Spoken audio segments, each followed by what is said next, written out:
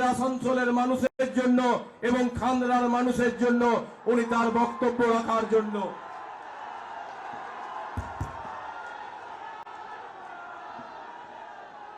भारत माता की, भारत माता की, भारत माता की, वंदे वंदे वंदे।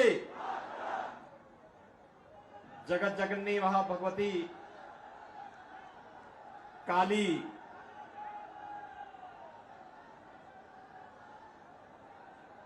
के धाम घाघर बूढ़ी मंदिर को नमन करते हुए असंख्य क्रांतिकारियों को देने वाली इस आसनसोल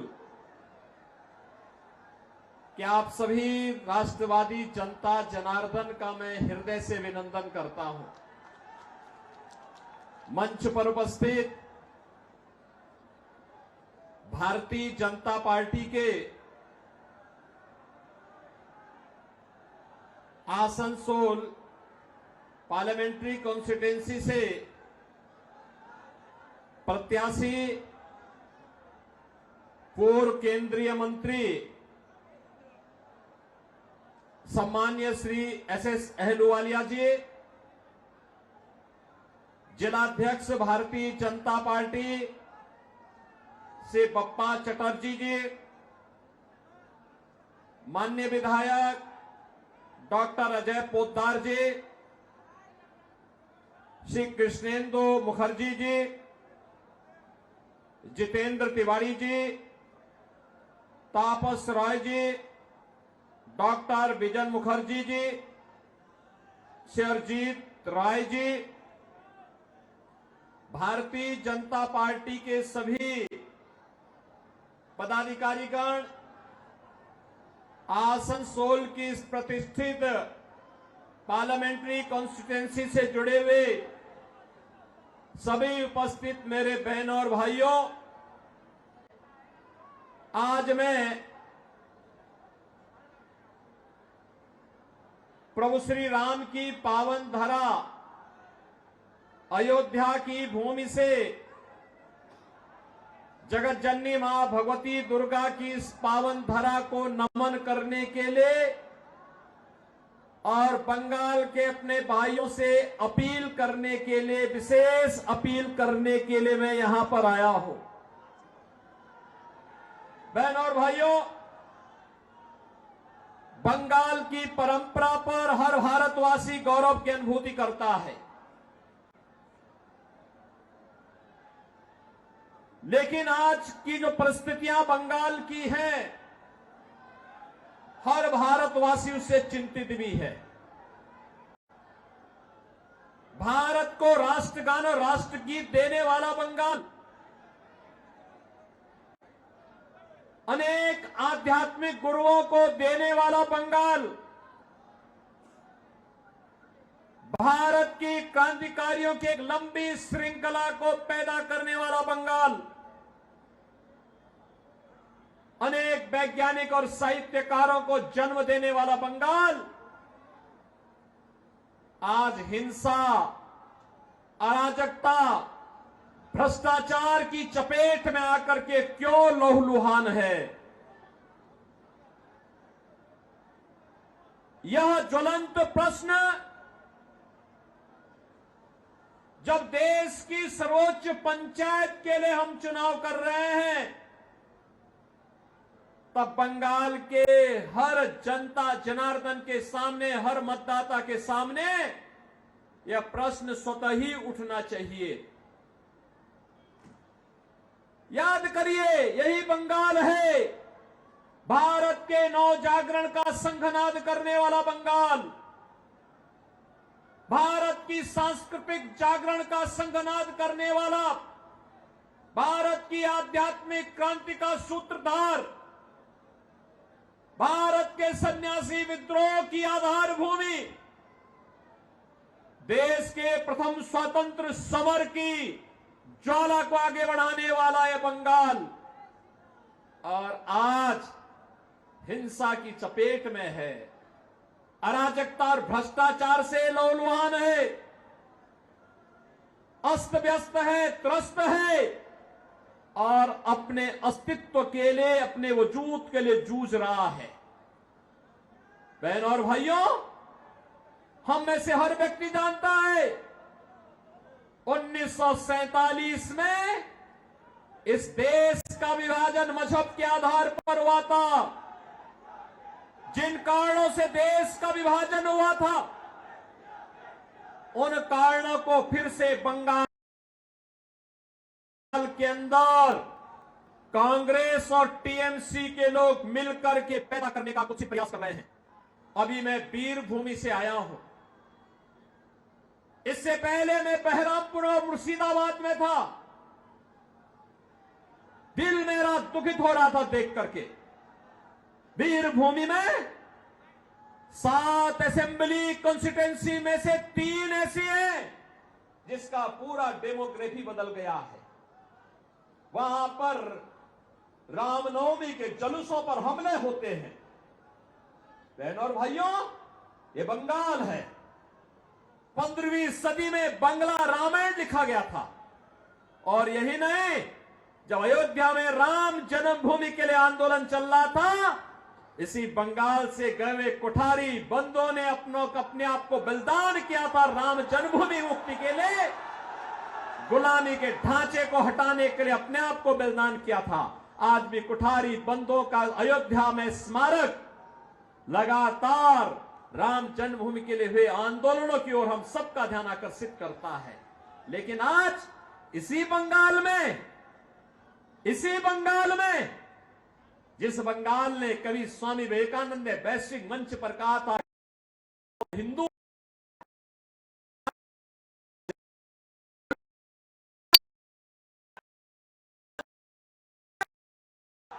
जिस बंगाल ने कभी बांग्ला रामायण लिखा था, आज जय श्री राम बोलने पर उस पर गोली चला दी जाती है, शोभा यात्राओं पर हमले कर दिए जाते हैं, सरकार के द्वारा झूठे मुकदमे दर्ज कर दिए जाते हैं और उपद्रवियों के सामने पूरी की पूरी टीएमसी सरकार मौन बनी हुई है। बहनों और भाइयों, जिस बंगाल ने मातृभूमि के प्रति हमारा सम्मान का भाव क्या होना चाहिए, क्या होना चाहिए? ममतामयी मां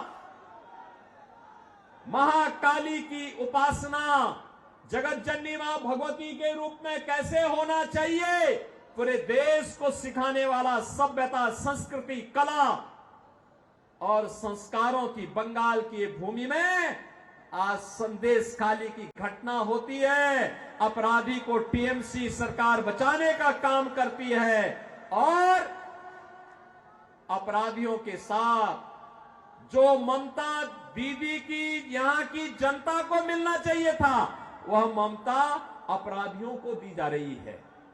और इसलिए बहनों और भाइयों, मैं आपसे अपील करने के लिए आया हूं। ये नए भारत का, एक नए भारत को बनाने का चुनाव है।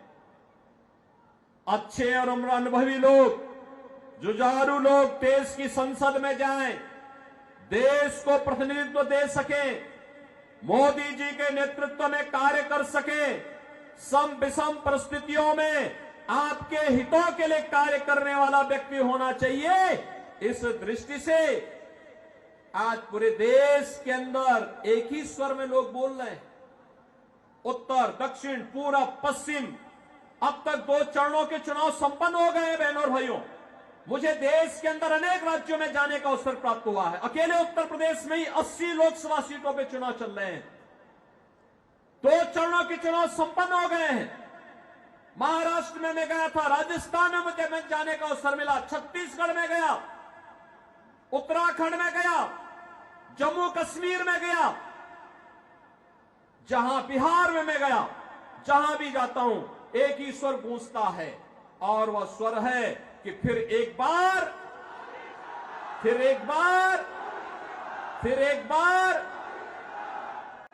मोदी सरकार का। बहनों और भाइयों, मोदी सरकार, ये जो स्वर है, ये अचानक नहीं है। इसके लिए मोदी जी ने 10 वर्ष के अंदर जो कार्य करके दिखाया, उसके प्रति जनता जनार्दन का आशीर्वाद प्राप्त हो रहा है। जनता जनार्दन का यह आशीर्वाद इसके कारण हो रहा है। यह आशीर्वाद इसलिए क्योंकि 10 वर्ष में मोदी जी ने वह कार्य करके दिखा दिया जो कांग्रेस 65 वर्षों में नहीं कर पाई, और जो कार्य बंगाल के अंदर 15 वर्ष में दीदी नहीं कर पाई, उत्तर प्रदेश में मात्र 5 वर्ष में हम लोगों ने करके दिखा दिया। बहनों और भाइयों, 10 वर्ष में मोदी जी ने 80 करोड़ लोगों को फ्री में राशन की सुविधा का लाभ दे रहे हैं। 60 करोड़ लोगों को देश के अंदर 5 लाख रुपए की स्वास्थ्य बीमा का कवर मिल रहा है। बंगाल के अंदर दीदी जबरदस्ती लागू नहीं होने देती। 50 करोड़ गरीबों के जनधन अकाउंट खुल गए। जो कांग्रेस के लोग पहले सेंधमारी करते थे आपकी सहायता पर, अब मोदी जी ने व्यवस्था कर दी कि जनधन अकाउंट में सीधे पैसा भेजेंगे, डीबीटी के माध्यम से भेजेंगे, बीच की कमीशन खोरी बंद। 12 करोड़ किसानों को प्रधानमंत्री किसान सम्मान निधि का लाभ मिल रहा है। 12 करोड़ गरीबों के घर में शौचालय बन गए। 10 करोड़ गरीबों को जनधन के अकाउंट खुल गए। 4 करोड़ गरीबों को देश के अंदर प्रधानमंत्री आवास योजना का लाभ मिला, और अकेले उत्तर प्रदेश में हम लोगों ने 57 लाख गरीबों के एक आवास बना दिए। लेकिन यहां पे बंगाल के अंदर तृणमूल कांग्रेस की सरकार ने मकान बनने ही नहीं दे। 2.5 करोड़ लोगों के घर में बिजली पहुंच गई। हर घर नल की योजना बन रही है। Highway, railway, metro, bullet train, airport, IIT, IIM, triple IT, NIT, world class university, ये पहली बार देखने को मिल रहे हैं। लेकिन हमें अफसोस है, टीएमसी की सरकार आसनसोल की जनता को पानी के लिए ही तरसा देती है। मोदी जी हर घर नल की योजना लागू करना चाहते हैं, लेकिन ये पानी नहीं देना चाहते। और इसलिए बहनों और भाइयों, हम सब आपके पास आए हैं। 5 वर्ष में यहां पे मैं देख रहा था, इस सज्जन भगवान राम की फोटो लेकर के खड़े हैं। थोड़ा उधर भी दिखा दीजिए, पब्लिक को भी दिखा दीजिए। देखो, अब देखो, यहां पे रामनवमी की शोभा यात्रा नहीं निकल रही है। उत्तर प्रदेश के अंदर 50,000 स्थानों पर दुर्गा पूजा के आयोजन होते हैं। 50,000 स्थानों पर। और पिछले 7 वर्ष में एक भी दंगा नहीं हुआ, एक भी जगह कर्फ्यू नहीं लगा, क्योंकि दंगा करने वाले और कर्फ्यू लगाने वालों को पता है, अगर दंगा करेंगे, सिर्फ रामनवमी की जुलूस पर पथराव करेंगे, तो ऐसा उल्टा लटका देते हैं कि 7 पीढ़ियां भूल जाती है उनका दंगा करना भूल जाती हैं। उनकी पूरी संपत्ति को फिर हम लोग अपने कब्जे में ले लेते हैं और उस कब्जे को गरीबों में बांट देते हैं, उस संपत्ति को गरीबों में बांट देते हैं। और अब तो आप देखते होंगे, उत्तर प्रदेश में आप देखते होंगे, वहां जो बड़े बड़े माफिया थे, बड़े बड़े अपराधी थे, बहनों और भाइयों, वे गले में तख्ती लटका करके चलते हैं, कहते हैं साहब जान बकस दो, एक बार जान बकस दो, हम लोग ठेली लगा करके पेट भर देंगे। किसी गरीब और किसी व्यापारी और किसी बेटी की सुरक्षा में कोई सेंध नहीं लगाएंगे। बहनों और भाइयों, यह कार्य केवल भाजपा कर सकती है, भाजपा कर सकती है। और इसीलिए मैं आया हूं। देखो ना, आपको एक शेर जैसा नेतृत्व चाहिए और एसएस अहलुवालिया जैसा नेतृत्व आपको यहां पर भारतीय जनता पार्टी ने दे दिया है। बहनों और भाइयों, जोरदार करतल ध्वनि से उनका स्वागत करिए अहलुवालिया जी का। बहनों और भाइयों, मैं इसलिए आया हूं यहां पे क्योंकि अहलुवालिया जी आज से नहीं है नेता। हम लोगों ने जब संसद में जाना प्रारंभ किया था, सार्वजनिक जीवन में हम लोग आए थे, तब भी वह देश के नेता थे और संसद में भी हम साथ साथ रहे। केंद्रीय मंत्री के रूप में भी आपने काम किया, भाजपा के प्रवक्ता के साथ साथ विभिन्न दायित्वों का निर्वहन किया और आज आसनसोल का सौभाग्य है कि भारत माता का एक ऐसा सपूत आज आपके बीच में, जो इसी माटी का सपूत है, जिन्होंने इसी आसनसोल में जन्म लेकर के यहां के विकास के बारे में, भारत के विकास के बारे में, भारत को दुनिया की बड़ी ताकत बनाने के लिए और मोदी जी के आत्मनिर्भर और विकसित भारत की संकल्पना को पूरा करने के लिए जिनमें जज्बा है कार्य करने का, शेर जैसा दिल है, जूझने की एक प्रवृत्ति है, ऐसे ऐसे अहलुवालिया जी को भारतीय जनता पार्टी ने, मोदी जी ने अपना प्रतिनिधि बना करके आसनसोल में भेजा है। और इसलिए बहनों और भाइयों, मैं आपको कहने के लिए आया हूं, सुरक्षा आपकी है, बंगाल भी आपका है, भारत भी आपका है और वोट भी आपका है। और इसलिए निर्णय भी आप ही को करना है। और आपका निर्णय अगर भाजपा के पक्ष में आता है तो सुरक्षित और समृद्ध बंगाल बनेगा, सुरक्षित और समृद्ध आसनसोल बनेगा। बहनों और भाइयों, तनिक भी भूल आतंकवाद के उस दौर को ला देगा, नक्सलवाद के उस दौर को ला देगा जहां विस्फोट होते थे, अराजकता फैलती थी, गुंडागर्दी का वह दौर जो भारत ने झेला है। बहनों और भाइयों, बंगाल को भी चाहिए यूपी जैसा मॉडल, चाहिए ना, चाहिए ना। देखो ना, पहले लोग कहते थे, जब कुठारी बंधु बलिदान हुए थे तब नारा लगता था, अंतिम समय में भी उन्होंने एक नारा लगाया था कि रामलला हम आएंगे, यही नारा लगता था ना। एक कांग्रेस और टीएमसी के लोग, ये नाम भले ही अलग अलग हैं लेकिन एक ही थैली के चट्टे बट्टे हैं, कोई अलग नहीं है। लूट में, अराजकता में, भ्रष्टाचार में ये तीनों, कांग्रेस, टीएमसी और तीनों एक